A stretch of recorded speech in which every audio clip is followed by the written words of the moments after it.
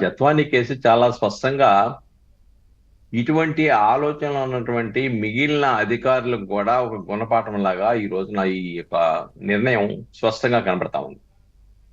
ఎంచేతంటే పిఎస్ఆర్ ఆంజనేయులు కానీ, విశాల్ గున్ని కానీ, కాంతిరాణా టాటా కానీ వాళ్ళ యొక్క పరిధులు దాటి చట్టాన్ని, రాజ్యాంగాన్ని పక్కన పెట్టి ప్రజల హక్కుల ఉల్లంఘనలో ప్రముఖంగా రాజకీయ పార్టీలకి, ఆ అధికార పార్టీలకి పాలేర్లుగా పనిచేశారనేది స్పష్టంగా నిర్ధారణ అవుతోంది.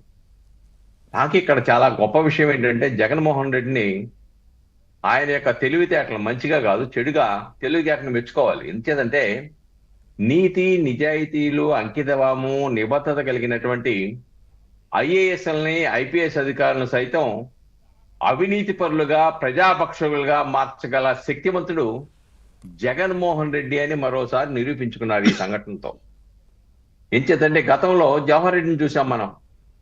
చంద్రబాబు నాయుడు గారి పీరియడ్లో కానీ, ఆయన జిల్లా కలెక్టర్ గా ఉన్నప్పుడు కానీ మంచి ప్రజల మన్ననలు పొందాడు. టీటీడీలో కూడా పనిచేశారు, లోకేష్ గారి దగ్గర కూడా పనిచేశారు సార్ ఆయన పేషీలో. పనిచేశారు. తూర్పుగోదావరి జిల్లాలో పనిచేసినప్పుడు మంచి పేరు ప్రతిష్టలు వచ్చినాయి ఆయనకి. అవును. అలాగా ఉన్న వ్యక్తి చివరికి గత 5 సంవత్సరాల కాలంలో ఆయన ఏమైపోయాడు? అవినీతి పరుడైపోయాడు.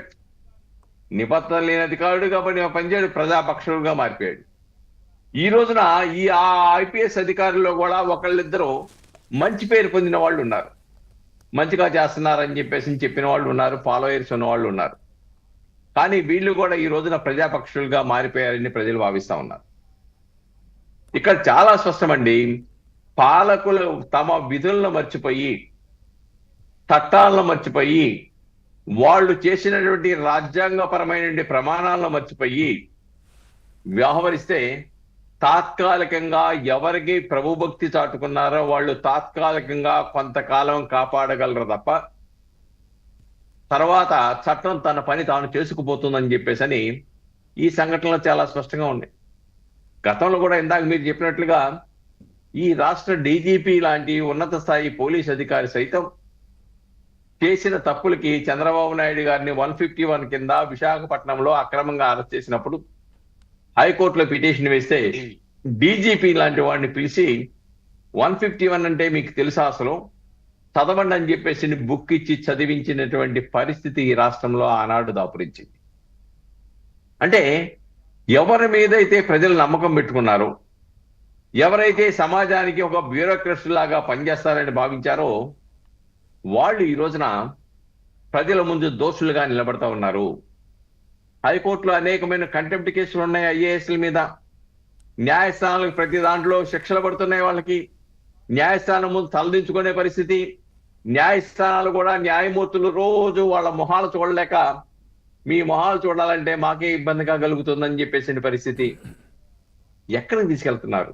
ఆల్ ఇండియా సర్వీస్ కి సంబంధించినటువంటి ఐఏఎస్లు కానీ, ఐపీఎస్లు కానీ ఎక్కడికి తీసుకెళ్తున్నారు? ఎక్కడికి తీసుకెళ్లారు గత 5 సంవత్సరాల కాలంలో? కాబట్టి వాళ్ళ ఇప్పటికైనా కానీ మిగిలిన అధికారులు ఎవరైతే ఉన్నారో వాళ్ళు కనువిప్పు కలగాలి. పాలకులు అనేవాళ్ళు 5 సంవత్సరాలు ఉంటారు పరిపాలనలో. ఐపీఎస్లు, ఐఏఎస్లు 30 నుంచి 35 సంవత్సరాల పాటు